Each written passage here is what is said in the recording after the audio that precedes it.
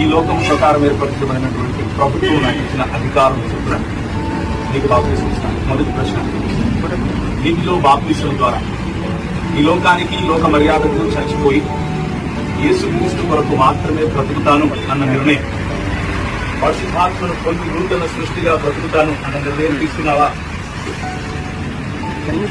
ఈ ప్రాణము యేసును రక్షకుడుగా, ప్రభువుగా, రాజుగా హృదయంలో ప్రతిష్ఠించి పరిశుద్ధాత్మ శక్తితో ఈ దేశంలో దేవుని రాజ్య స్థాపన మరియు విస్తరణ కొరకు పనిచేస్తాము. పరిశుద్ధాత్ముడు ఇచ్చేటటువంటి వరము, ఫలము ఫలిస్తూ సంఘ నిర్మాణంలో నీ పాత్ర, నీ సహాయం, నీ సహకారం చేయడానికి సిద్ధమా?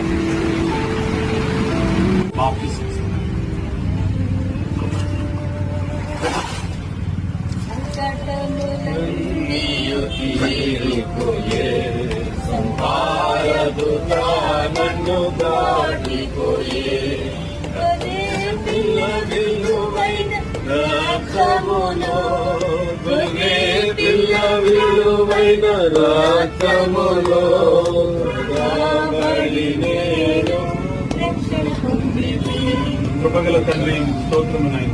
సాయంకాల సమయంలో మీరు మాకు ఇచ్చినటువంటి ధన్యత, సహోదరుని ప్రభ, సాటి సేవకుడు, కృపగల తండ్రి, నీటి బాప్తిస్మములో ఆయన ఇచ్చినటువంటి సాక్ష్యం, పరిశుద్ధాత్ముని యొక్క